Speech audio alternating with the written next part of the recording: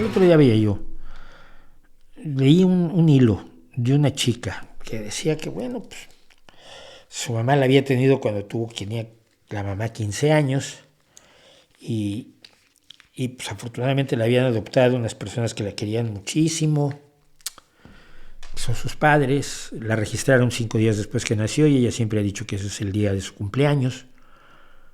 Pues el día que la registraron es el día en que nació a la vida que tiene actualmente. La chica creo que tiene 19 años, una cosa así. Y está buscando a su mamá porque quiere saber quién es ella realmente, ¿no? En 19 años su mamá no la ha buscado a ella. En 19 años su madre no se ha interesado por ella y a ella le interesa saber quién es su madre porque cree que le va a dar una pista sobre su identidad. Y yo creo que no. Mira, yo, mi familia materna, mi familia, la española zapoteca, la hispano-zapoteca, es una familia que siempre fue de muchos cadáveres, muchos esqueletos en el armario y muchos miedos de que la gente se enterara de las historias de la familia, ¿no? Entonces, eran muy cómicos. Yo tenía un primo que murió muy joven, desafortunadamente, y él y yo éramos los que desentrañábamos los misterios de la familia y reunimos las fotografías de la familia, las antiguas de mi abuelo y tal y cual. Y nos reíamos mucho de mi familia porque realmente eran tremendamente pacatos y ñoños y demás.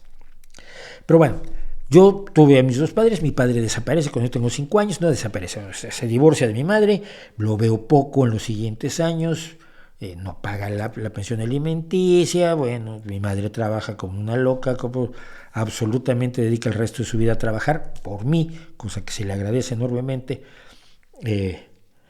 y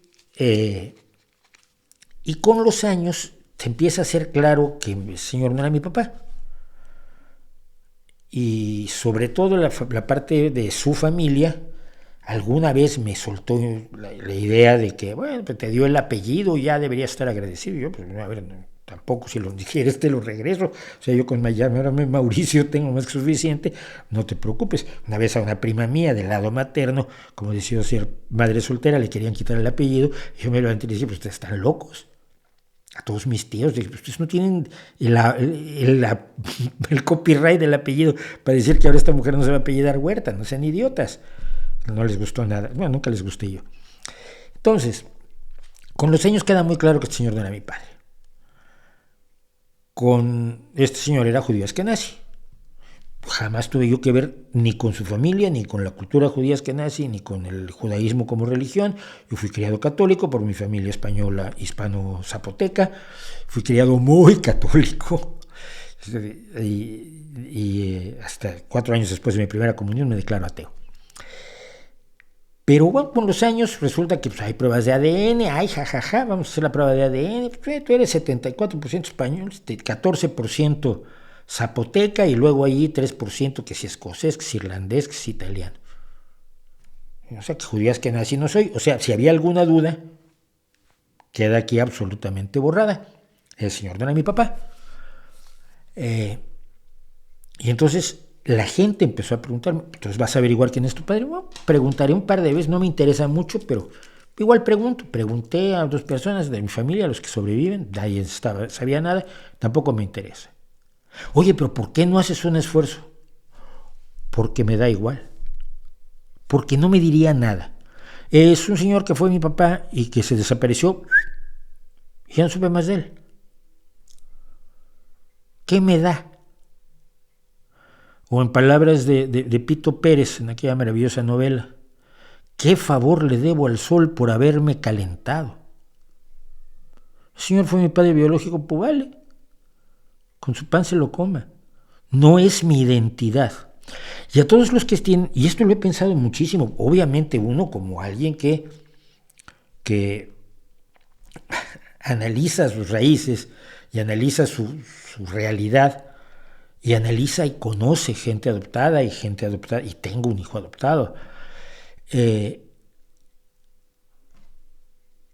La gente que busca sus raíces en su genética está cagándola de una manera espectacular. Está cometiendo el mismo error que los nativistas y los racistas, pensar que su identidad, su imagen, su personalidad, su relevancia humana se encuentra en la genética que porta. O ya no necesitas ni saber quién fue tu papá o tu mamá para saber si tienes determinadas proclividades a ciertas enfermedades de orden genético. Es decir, con un análisis de tu genética podemos saber si tienes o no cierta tendencia a ciertas enfermedades. Antes para eso era bueno saber quiénes habían sido tus papás, porque igual el Alzheimer, el Parkinson y esto y el otro.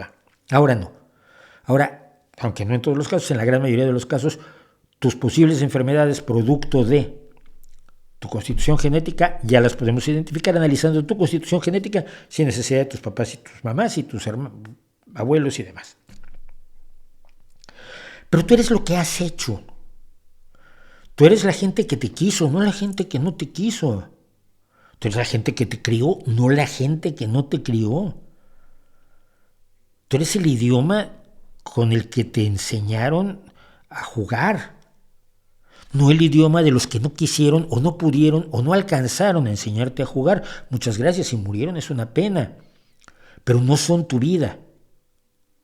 Si tú eres, voy a hablar de alguien que es cercano a mí. Si tú eres una persona negra, criada en España desde los 6 meses de edad, española y asturiana, que hablas asturiano y cerrado, que tienes la nacionalidad británica también, que tus amigos, tu familia son españoles y británicos, ¿irías a Haití a buscar tus verdaderas raíces? ¿Crees que aquella persona que te dio una adopción, que habla francés y que vive una vida radicalmente distinta a la tuya, es tu verdadera identidad o tu verdadera identidad es la de una chica española y británica? Yo creo que la segunda. Nuestra genética nos pone bases, pero tampoco es un acto voluntario. Yo no voluntariamente decidí que parte de mi genética iba a ir para mis hijas.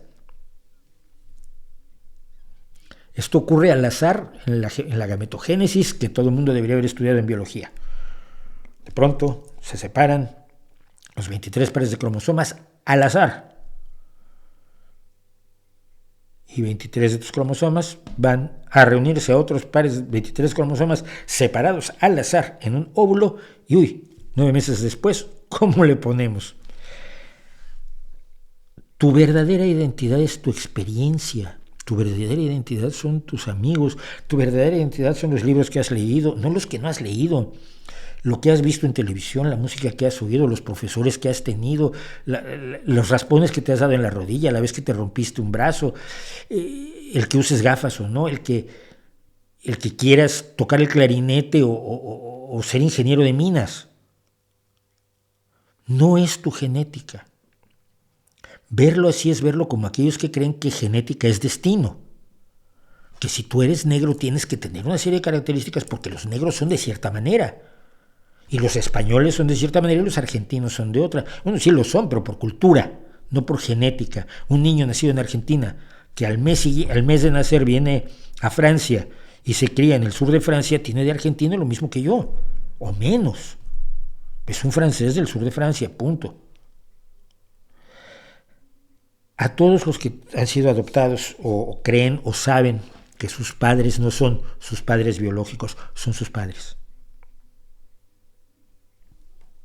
Son sus padres. Sus padres biológicos son un accidente. Sus verdaderos padres no son un accidente. Sus verdaderos padres son quienes los echaron adelante, incluso quienes les hicieron sufrir y les fallaron en un momento dado. Y fueron solo experiencias negativas, los peores padres adoptivos del mundo. Esos son tu esencia. No lo son los que están en la oscuridad de los núcleos de tus células, que no están allí por haber querido tampoco. A todos los que dicen quiero saber quién soy en realidad, lo que les digo yo es mírate al espejo, escúchate hablar, piénsate como te piensas y esa es la persona que eres tú en realidad. No eres en realidad la noche probablemente accidental que te dio origen. Eso a nadie le importa y a ti te debería importar menos que a todos los demás. En serio, lo he pensado y creo que es la mejor recomendación que les puedo dar. Mi hijo es mi hijo y lo va a ser siempre. Y los hijos adoptados o los sobrinos, esos que no son tus sobrinos porque son hijos de tus amigos, pero que asumes parte de su crianza, ¿qué importa que no seas su tío por cuestiones de sangre y de genética y de raza y de... Si lo que haces es lo que hacen los tíos, entre otras cosas reñirte cuando metes la pata y aplaudirte cuando sacas buenas notas. Y decirte que no te desgracies la vida, si posible. Esa es la experiencia vital que forma a un ser humano, no su genética. Si lo he repetido demasiado, lo siento, pero entonces lo repetiré una vez más. Tú eres tu experiencia y la vida que has tenido, no tu genética y la vida que no tuviste, porque no te quisieron dar, porque no te la pudieron dar, porque las circunstancias son las que son.